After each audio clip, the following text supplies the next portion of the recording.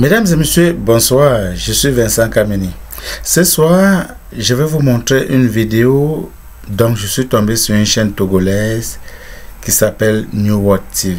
Ils ont organisé une émission de débat sur le Cameroun. J'ai eu honte de mon propre pays, honte du Cameroun. On parle du Cameroun avec condescendance, on nous insulte. Un a même osé dire que le Cameroun est un pays de curiosité. Vous pouvez imaginer. Voilà ce que l'ordre de 82 a fait à notre pays. Voilà le niveau où les gens de 82 nous ont mis. Au point où les Togolais se permettent de se moquer de nous. Ils rient, ils nous insultent. C'est un pays de curiosité et tout. C'est malheureux. Vraiment, très chers frères et sœurs, allez vous inscrire massivement sur les listes électorales pour que en octobre nous changeons ces destins-là. Que nous ne laissons plus que ces vieux-là fassent qu'on nous insulte partout en Afrique. Même le Togo nous insulte comme s'ils étaient un modèle de démocratie. Eux-mêmes chez eux, il n'y a pas la démocratie, il n'y a pas d'attenance, il n'y a rien. Mais si vous comprenez la manière que ces gars parlent de nous, vous allez vous demander vraiment qu'est-ce que nous on a fait au bon Dieu pour mériter ça. Pour faire à ce qu'on ne nous insulte plus en Afrique, s'il vous plaît, allez vous inscrire massivement sur les listes électorales.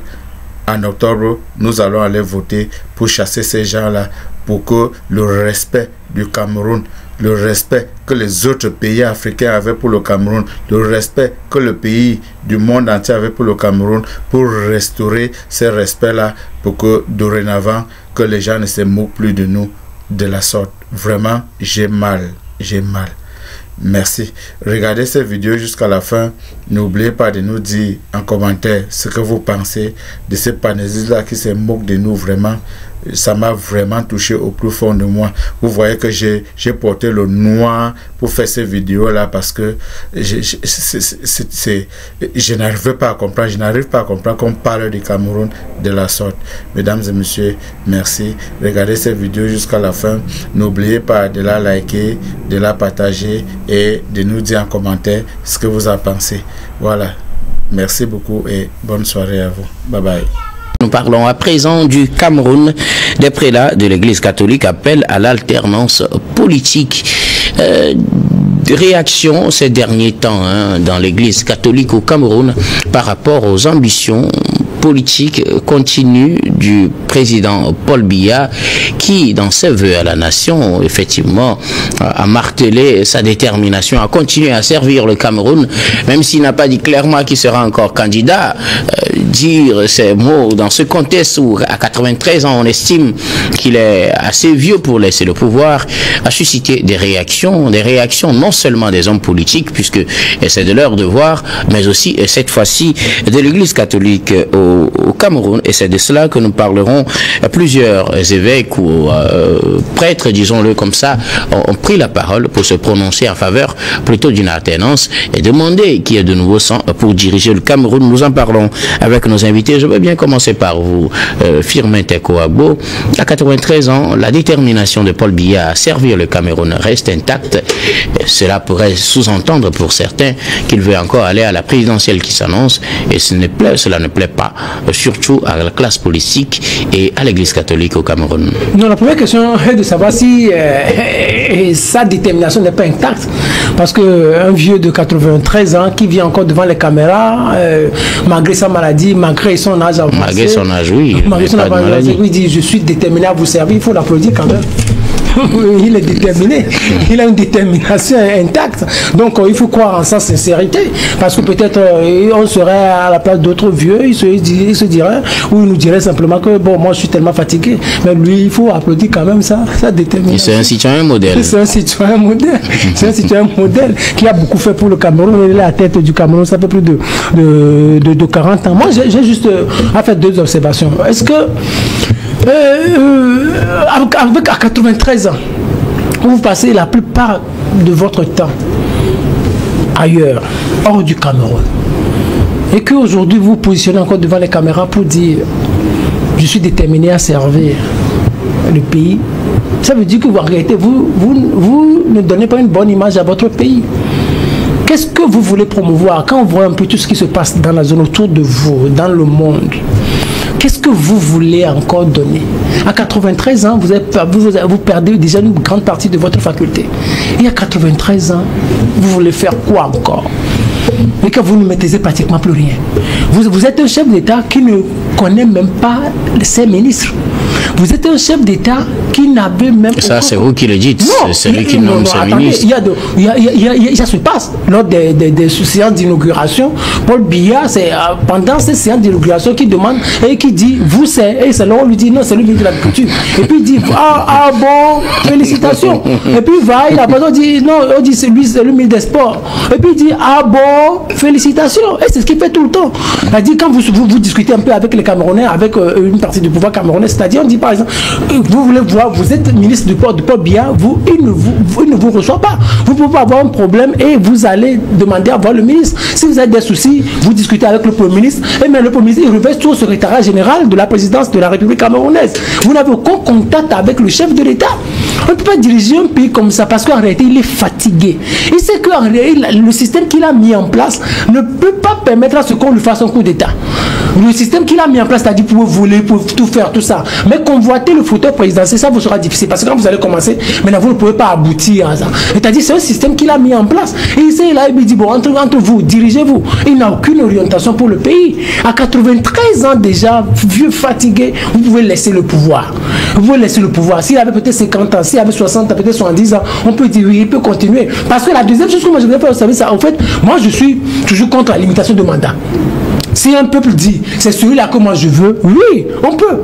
Oui, donc moi je suis contre cette histoire de limitation de mandat. Si la personne se dit, moi je suis bien, et on voit qu'il a toujours un âge raisonnable, on peut le laisser à la tête si les tests lui permettent. Ça, je n'ai pas à critiquer Paul Biya sur ça. Si les tests lui permettent, et qu'en réalité, il a un âge raisonnable, il n'y a pas de problème. Mais à 93 ans, je pense que c'est un peu difficile. Nous ne sommes pas dans une situation où il est devenu le roi, où on ne peut pas le changer, où il ne peut pas montrer son de fin. Mais nous sommes dans une république où il est là à plus de 90 ans. Mais je pense que c'est le moment pour lui de dire, ok, je suis déterminé à servir, mais je permettrai à ce qu'on ait des élections.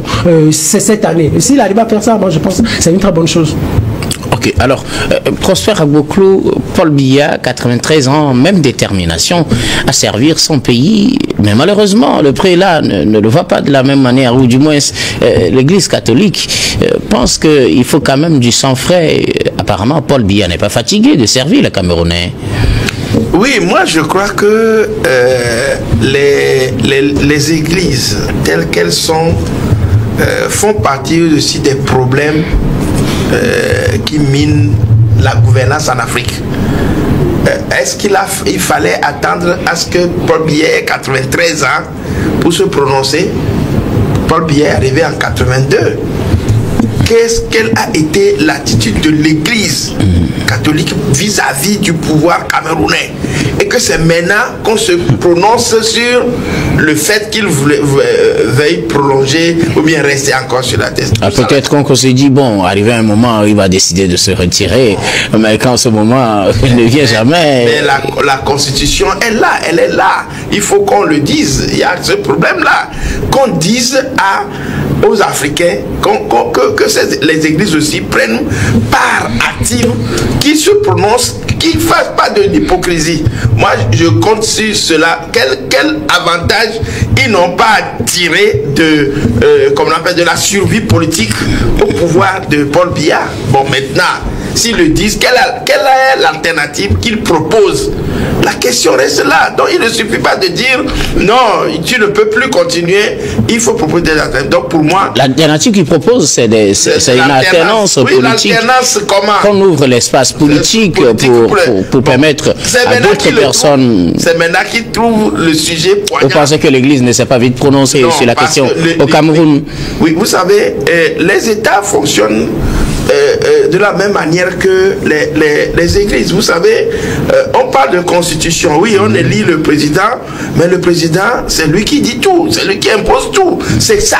À l'église, il faudrait que le prélat vienne, le pasteur vienne, il prie, tout le monde dit Amen. C'est-à-dire qu'on suit, on ne le critique pas. C'est ça. L'église a participé à comme on appelle, à la décadence de l'Afrique. Bon, il faut avoir le courage de le dire.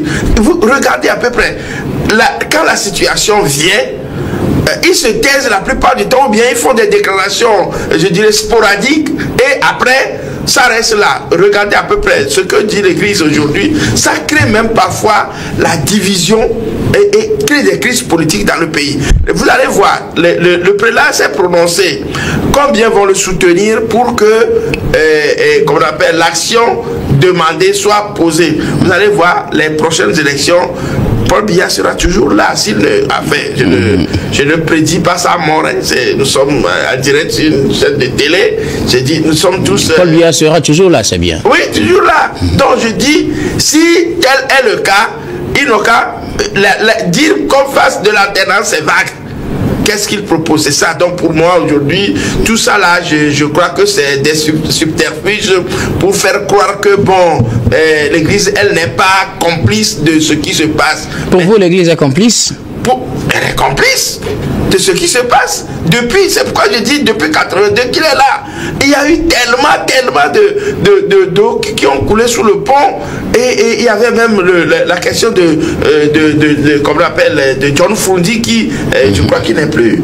Je ne sais pas s'il est là. Donc, il y avait ça, les guéguerres politiques. L'église même là, comme on l'appelle, avait encouragé ces choses-là. Donc, moi, aujourd'hui, franchement, je ne m'aligne pas sur cette portion.